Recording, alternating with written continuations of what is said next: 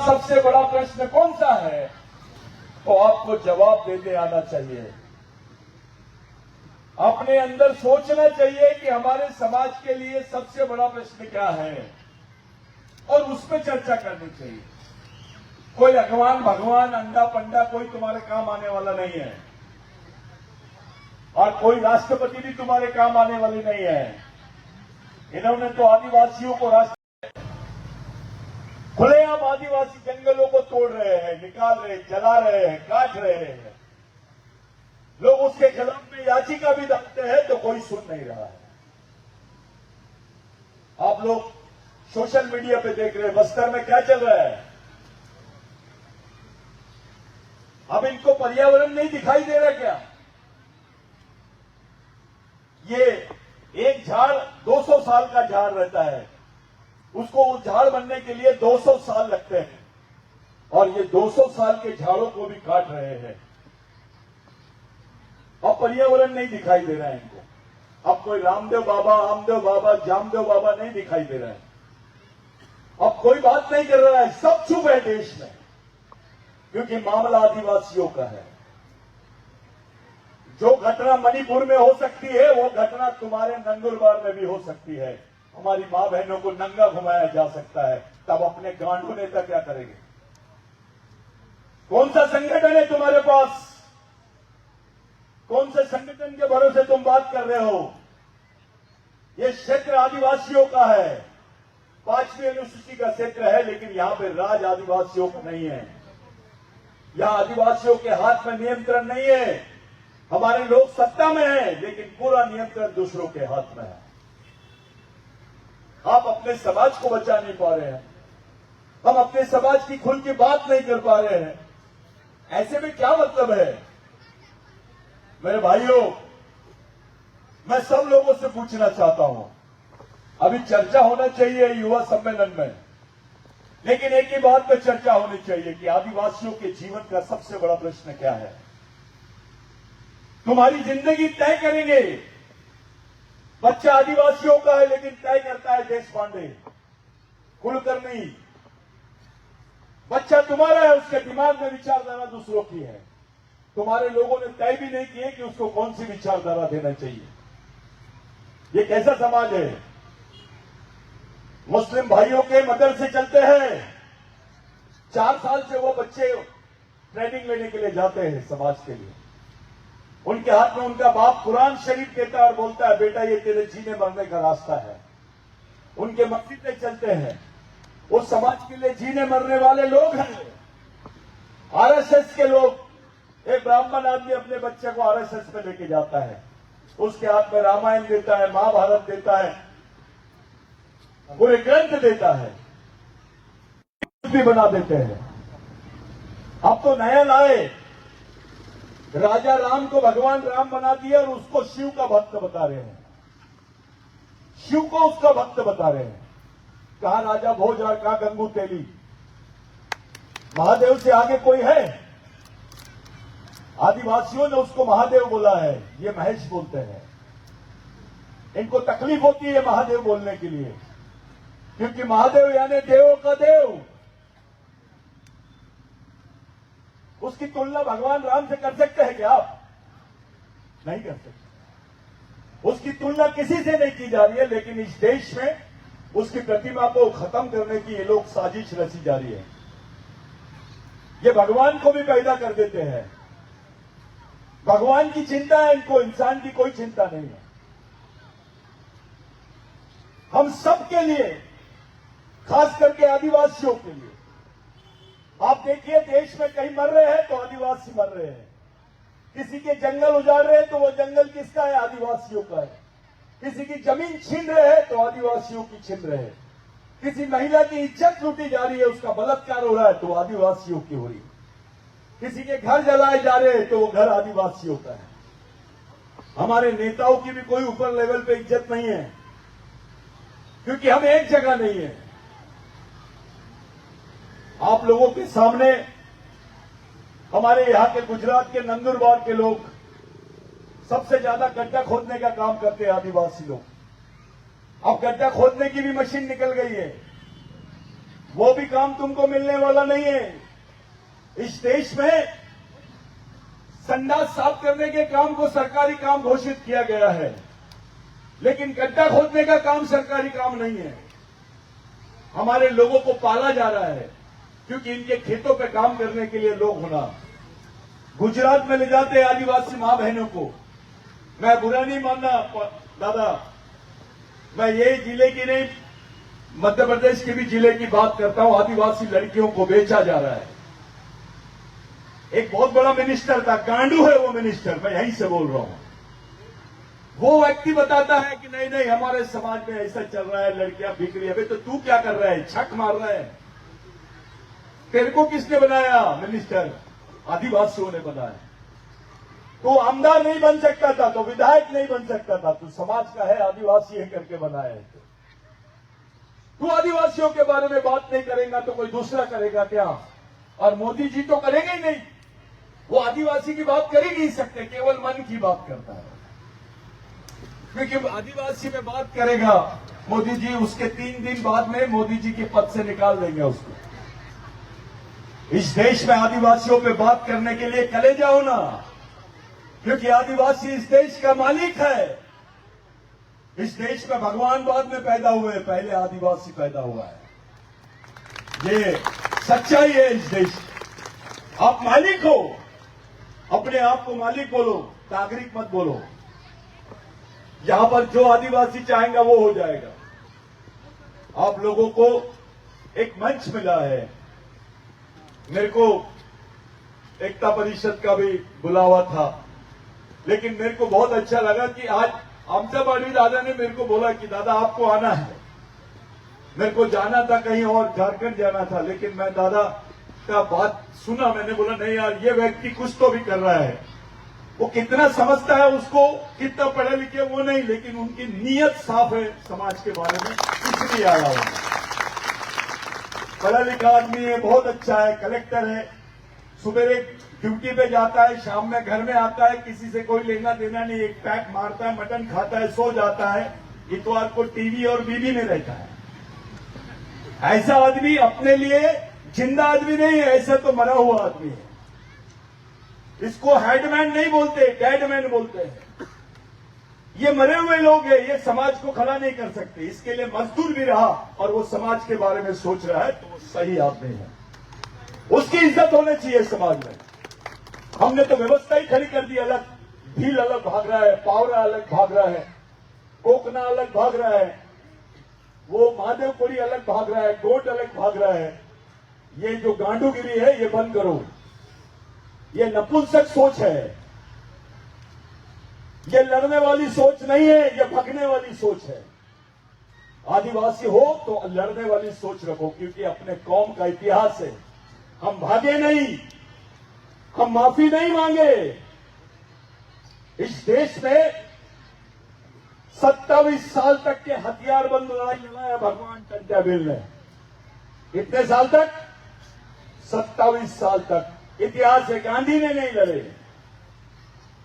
हथियार पास हुआ और तुम्हारे हिस्से में जमीन आई। आज नंदुरबार में जितने आदिवासियों के पास में जमीन है, वो जमीन किसी अगवान भगवान राजा ने नहीं दिया। वो जमीन भगवान टंट्या भील की वजह से है, राघोजी भांगरे की वजह से है। जाओ 1811 1911-12 का इतिहास देखो, 1867 का इतिहास देखो, तुम्हारे जमीन पे मालक कौन है पता चल जाएगा। तुमको जमीन देने वाले लोगों का नाम है टंट्या भील, बिरसा मुंडा, ख्वाजा नाइक, राघोजी भांगरे। इनके वजह से जमीन मिली। जब तुम्हारे पास काम नहीं था, संविधान नहीं था, आरक्षण नहीं था, तो जीने का एक ही माध्यम था, क्या? जमीन। तुमको कौन से भगवान ने जमीन दी ये बताइए। भगवान का नाम बताइए जिसने तुमको जमीन दिया, जिस पर तुम जिंदा हो, तुम्हारे बदन पे कपड़े हैं, तुम्हारी मां बहनों के बदन पे कपड़े हैं, ये केवल और केवल उस जमीन के भरोसे है। किसने दिया? कौन से मंत्री ने दिया, कौन सी पार्टी ने दिया, कौन से भगवान ने दिया, कौन से धर्म ने दिया, ये बताओ। तुम्हारे पेट में रोटी है, तुम्हारी मां बहनों के बदन पे कपड़ा है, ये भगवान टंट्या भील की देन है। हमारी मां बहनों को ब्लाउज नहीं पहनने देते थे। ये उस वक्त में ये लोग आदिवासी महिलाओं को नंगा करने की बात करते थे, आज भी ये लोग नंगा ही घुमा रहे हैं।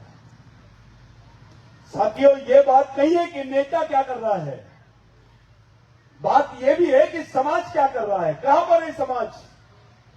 साला ऐसा समाज जिसको जीने की भी जगह नहीं है और मरने की भी जगह नहीं है। पूरा नंदुरबार आदिवासियों का है, लेकिन आदिवासियों का अलग से कोई कब्रिस्तान है क्या? आदिवासियों का कोई अलग कब्रिस्तान है? या मुस्लिम भाई का कब्रिस्तान है, क्रिश्चियन भाई का, हिंदू भाई का है, आदिवासियों का नहीं है। हमारे लिए जो जगह आप लोग घेर के रखे हैं, यह भी समाज की जगह नहीं है।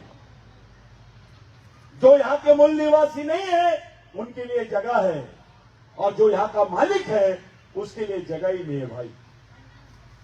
तो जैसे एक दीक्षा भूमि है, पूरे देश के दलित भाई वहां पर जमा हो जाते हैं, लाखों करोड़ों लोग जमा होते हैं, क्योंकि उनके पास जमीन है। आपके पास क्या है? हम लोग हमेशा किराए के दुकानों पर, किराए के मैदानों पर हम लोग कार्यक्रम लेते हैं।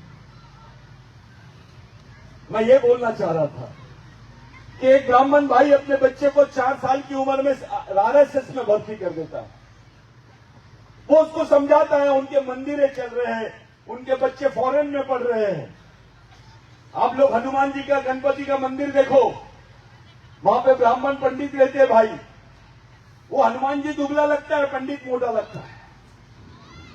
वो हनुमान जी जितना लाल नहीं दिखता उतना पंडित लाल दिखता है, क्योंकि जो माल आता है, खोआ आता है, पेड़े आते हैं, लड्डू आते हैं, वो हनुमान जी खाता नहीं।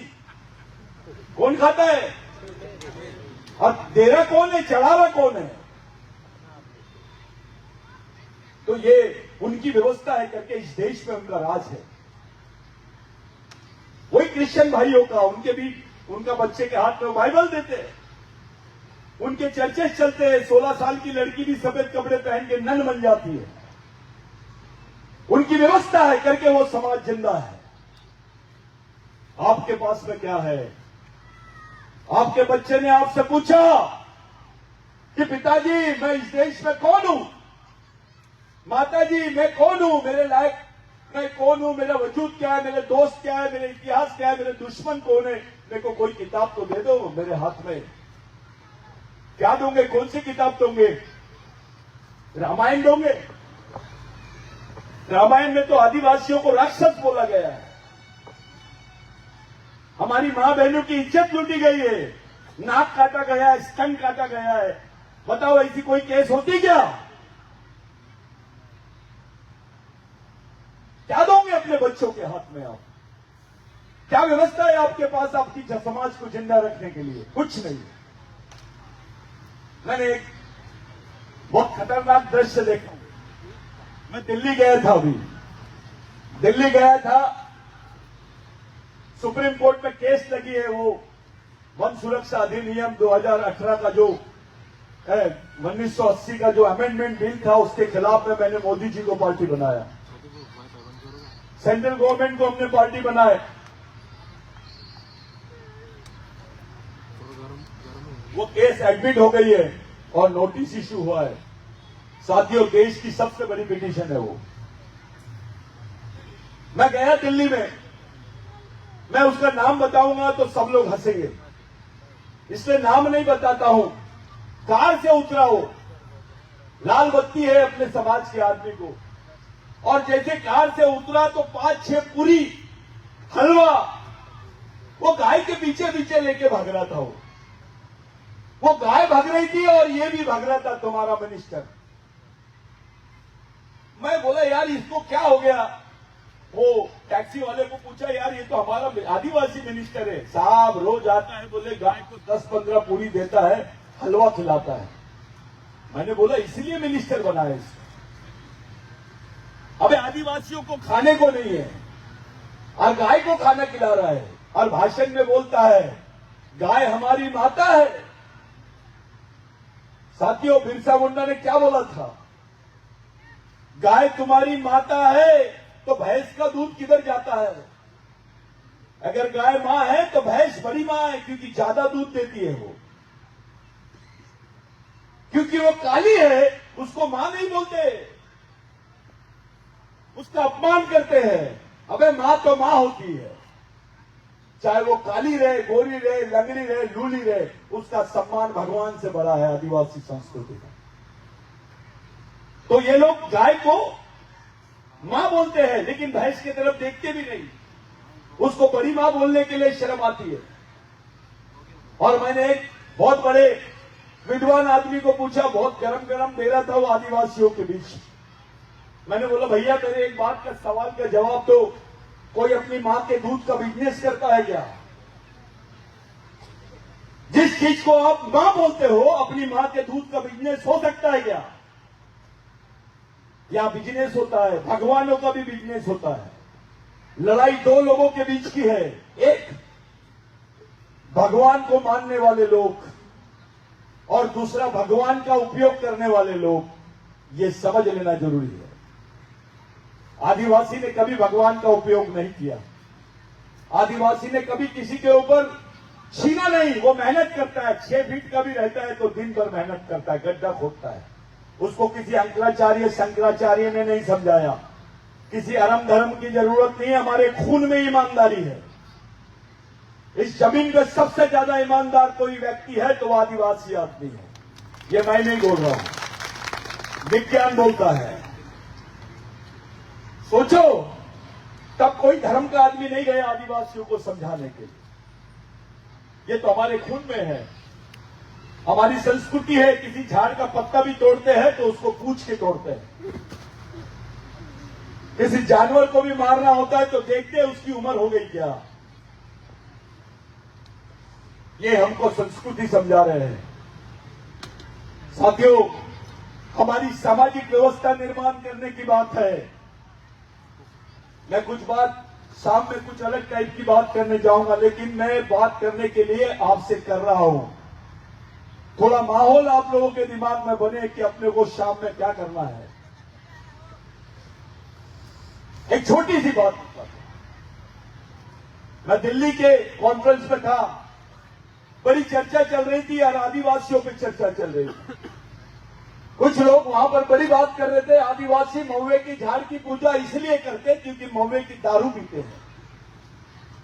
और हंस रहे थे सब लोग कि यार ये तो महुए की दारू पीते हैं, इसलिए महुए के झाड़ की पूजा करते हैं। और सब लोग, बड़े बड़े लोग थे, सब हंस रहे थे, पत्रकार लोग हंस रहे। मेरे से रहा नहीं गया, मेरे अंदर का टंटा मामा जग गया। मैंने बोला भैया ऐसा नहीं है, महाराज जी ऐसा नहीं है, आप तो राष्ट्रीय नहीं अंतर्राष्ट्रीय संत हो। महुए की झाड़ की पूजा क्यों करते हैं ये बताता हूं मैं आपको। तब जवार नहीं होती थी तो आदिवासी आदमी नहीं, मानव वो महुए के झाड़ की रोटियां बना के, उसके पत्तों की रोटियां बना के खाते थे, उससे जिंदा रहता। उस वक्त में ये लोग आदिवासी महिलाओं को नंगा करने की बात करते थे, आज भी ये लोग नंगा ही घुमा रहे हैं।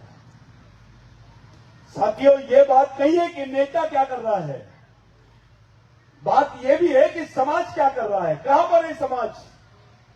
साला ऐसा समाज जिसको जीने की भी जगह नहीं है और मरने की भी जगह नहीं है।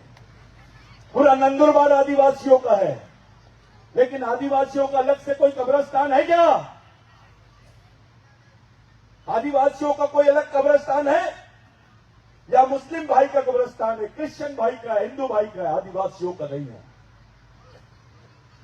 हमारे लिए जो जगह आप लोग घेर के रखे हैं, यह भी समाज की जगह नहीं है। जो यहां के मूल निवासी नहीं है उनके लिए जगह है, और जो यहां का मालिक है उसके लिए जगह ही नहीं है भाई।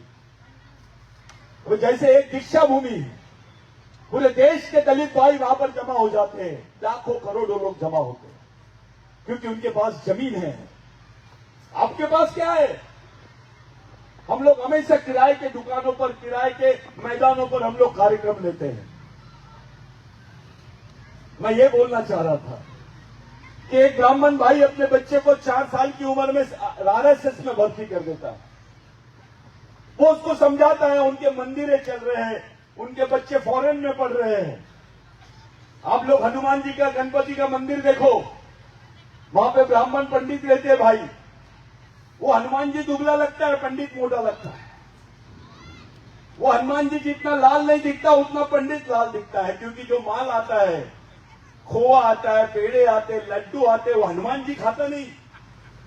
कौन खाता है? और दे रहा कौन है, चढ़ा रहा कौन है? तो ये उनकी व्यवस्था है करके इस देश में उनका राज है। वही क्रिश्चियन भाइयों का, उनके भी, उनका बच्चे के हाथ में बाइबल देते हैं, उनके चर्चेस चलते हैं। 16 साल की लड़की भी सफेद कपड़े पहन के नन बन जाती है। उनकी व्यवस्था है करके वो समाज जिंदा है। आपके पास में क्या है? आपके बच्चे ने आपसे पूछा कि पिताजी मैं इस देश में कौन हूं, माताजी मैं कौन हूं, मेरे लायक मैं कौन हूं, मेरा वजूद क्या है, मेरे दोस्त क्या है, मेरे इतिहास क्या है, मेरे दुश्मन कौन है, मेरे को कोई किताब तो दे दो। मेरे हाथ में क्या दोगे? कौन सी किताब दोगे? रामायण दोगे? रामायण में तो आदिवासियों को राक्षस बोला गया है। हमारी मां बहनों की इज्जत लूटी गई है, नाक काटा गया है, स्तन काटा गया है। बताओ ऐसी कोई केस होती क्या? क्या दोगे अपने बच्चों के हाथ में आप? क्या व्यवस्था है आपके पास आपकी समाज को जिंदा रखने के लिए? कुछ नहीं। मैंने एक बहुत खतरनाक दृश्य देखा। मैं दिल्ली गया था, अभी दिल्ली गया था, सुप्रीम कोर्ट में केस लगी है। वो वन सुरक्षा अधिनियम 2018 का जो 1980 का जो अमेंडमेंट बिल था, उसके खिलाफ में मैंने मोदी जी को पार्टी बनाया, सेंट्रल गवर्नमेंट को हमने पार्टी बनाया। वो केस एडमिट हो गई है और नोटिस इश्यू हुआ है। साथियों, देश की सबसे बड़ी पिटीशन है वो। मैं गया दिल्ली में, मैं उसका नाम बताऊंगा तो सब लोग हंसेंगे, इसलिए नाम नहीं बताता हूं। कार से उतरा हो, लाल बत्ती है अपने समाज के आदमी को, और जैसे कार से उतरा तो 5-6 पूरी हलवा वो गाय के पीछे पीछे लेके भाग रहा था। वो गाय भाग रही थी और ये भी भाग रहा था, तुम्हारा मिनिस्टर। मैं बोला यार इसको क्या हो गया? वो टैक्सी वाले को पूछा, यार ये तो हमारा आदिवासी मिनिस्टर है। साहब रोज आता है, बोले गाय को 10-15 पूरी देता है, हलवा खिलाता है। मैंने बोला इसलिए मिनिस्टर बनाया इसको। अबे आदिवासियों को खाने को नहीं है और गाय को खाना खिला रहा है, और भाषण में बोलता है गाय हमारी माता है। साथियों, बिरसा मुंडा ने क्या बोला था? गाय तुम्हारी माता है तो भैंस का दूध किधर जाता है? अगर गाय मां है तो भैंस बड़ी मां है, क्योंकि ज्यादा दूध देती है वो। क्योंकि वो काली है, उसको मां नहीं बोलते, उसका अपमान करते हैं। अबे मां तो मां होती है, चाहे वो काली रहे, गोरी रहे, लंगड़ी रहे, लूली रहे, उसका सम्मान भगवान से बड़ा है आदिवासी संस्कृति का। तो ये लोग गाय को मां बोलते हैं, लेकिन भैंस की तरफ देखते भी नहीं, उसको बड़ी मां बोलने के लिए शर्म आती है। और मैंने एक बहुत बड़े विद्वान आदमी को पूछा, बहुत गरम गरम दे रहा था वो आदिवासियों के बीच। मैंने बोला भैया मेरे एक बात का सवाल का जवाब दो, कोई अपनी मां के दूध का बिजनेस करता है क्या? जिस चीज को आप मां बोलते हो, अपनी मां के दूध का बिजनेस हो सकता है क्या? या बिजनेस होता है, भगवानों का भी बिजनेस होता है। लड़ाई दो लोगों के बीच की है, एक भगवान को मानने वाले लोग और दूसरा भगवान का उपयोग करने वाले लोग। ये समझ लेना जरूरी है। आदिवासी ने कभी भगवान का उपयोग नहीं किया, आदिवासी ने कभी किसी के ऊपर छीना नहीं। वो मेहनत करता है, 6 फीट का भी रहता है तो दिन भर मेहनत करता है, गड्ढा खोदता है। उसको किसी अंकराचार्य शंकराचार्य ने नहीं समझाया, किसी अरम धर्म की जरूरत नहीं है। हमारे खून में ईमानदारी है। इस जमीन पे सबसे ज्यादा ईमानदार कोई व्यक्ति है तो वो आदिवासी आदमी है। ये मैं नहीं बोल रहा हूं, विज्ञान बोलता है। सोचो, तब कोई धर्म का आदमी नहीं गया आदिवासियों को समझाने के लिए। ये तो हमारे खून में है, हमारी संस्कृति है। किसी झाड़ का पत्ता भी तोड़ते हैं तो उसको पूछ के तोड़ते हैं। किसी जानवर को भी मारना होता है तो देखते हैं उसकी उम्र हो गई क्या। ये हमको संस्कृति समझा रहे हैं। साथियों, हमारी सामाजिक व्यवस्था निर्माण करने की बात है। मैं कुछ बात शाम में कुछ अलग टाइप की बात करने जाऊंगा, लेकिन मैं बात करने के लिए आपसे कर रहा हूं। थोड़ा माहौल आप लोगों के दिमाग में बने कि अपने को शाम में क्या करना है। एक छोटी सी बात बताता हूं। मैं दिल्ली के कॉन्फ्रेंस में था, बड़ी चर्चा चल रही थी और आदिवासियों पे चर्चा चल रही थी। कुछ लोग वहां पर बड़ी बात कर रहे थे, आदिवासी महुए की झाड़ की पूजा इसलिए करते क्योंकि महुए की दारू पीते हैं, और हंस रहे थे सब लोग कि यार ये तो महुए की दारू पीते हैं, इसलिए महुए के झाड़ की पूजा करते हैं। और सब लोग, बड़े बड़े लोग थे, सब हंस रहे थे, पत्रकार लोग हंस रहे। मेरे से रहा नहीं गया, मेरे अंदर का टंटा मामा जग गया। मैंने बोला भैया ऐसा नहीं है, महाराज जी ऐसा नहीं है, आप तो राष्ट्रीय नहीं अंतर्राष्ट्रीय संत हो। महुए की झाड़ की पूजा क्यों करते हैं ये बताता हूं मैं आपको। तब जवार नहीं होती थी तो आदिवासी आदमी नहीं, मानव वो महुए के झाड़ की रोटी